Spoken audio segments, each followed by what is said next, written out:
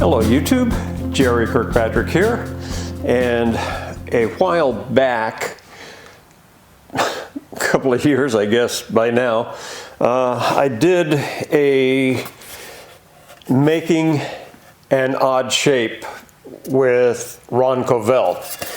In doing so, you can see that there's about a 3-inch diameter here and like a 2-inch down in this area here.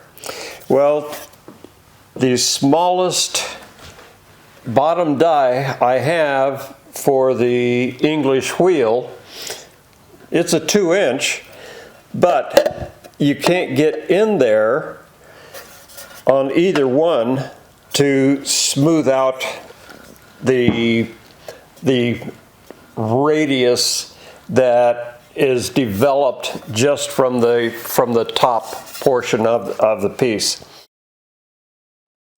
So what I did, I made a smaller, this is still a 2-inch radius, but I made it narrower, as you can see, and this will get in there quite easily if this is only half. And it's basically the same as doing a blister, where you have to get in to a very tight area. And what this does is, instead of the full radius sitting in here like this is your contact point. So you have to move that piece, well, let me use this here. You have to move that piece in quite a way to get into this area. And what happens when you're doing like the half of this, half here or half here, this thing is hitting the side of the English wheel, of the saddle here. But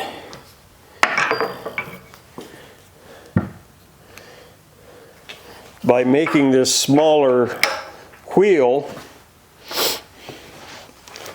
now I'm way out here. Here is the center. It's the same center as we have here. It's still a 2-inch radius. But I moved that all the way out to the outside of the upper wheel.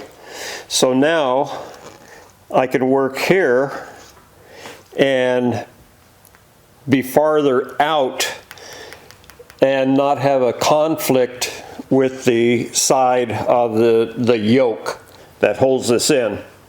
I only had the number of axles that came with the machine. So I had to take one out. I just took it out of my flat. I just use a piece of 5/8 round so I can hang it in the rack. So what I'm wanting to do in this video is make a new axle.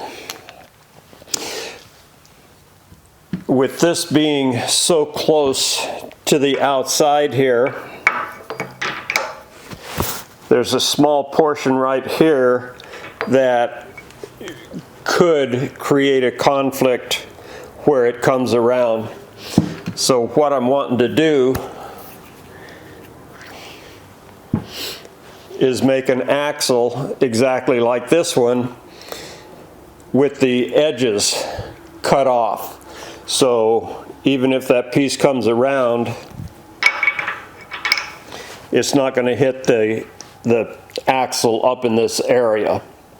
So I looked around in my scrap bin out there, and all I could find that was even close to being the proper size for metric bearings was a piece of 1-inch solid bar stock. And it would really be nice if I had a piece that was turned to the proper diameter and cut to the right length, like this one. So the next thing we've got to do is put the flats on here so it will sit down in the cradle. So let's get over to the mill.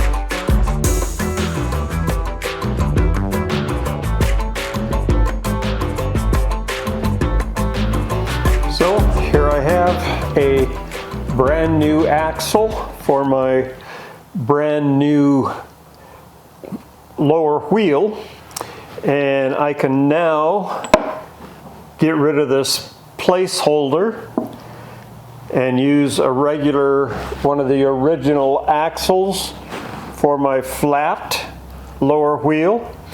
I can use the one that I modified, cut the edges off, for my 2-inch, the large regular lower wheel. I have my new axle, and I'll probably do something typical of this, modify these edges. Not that I have to yet. I will use it just as it is for right now. So thank you very much for watching. Please give me a thumbs up, like and subscribe. If I'm lucky, I'll see you in the next one.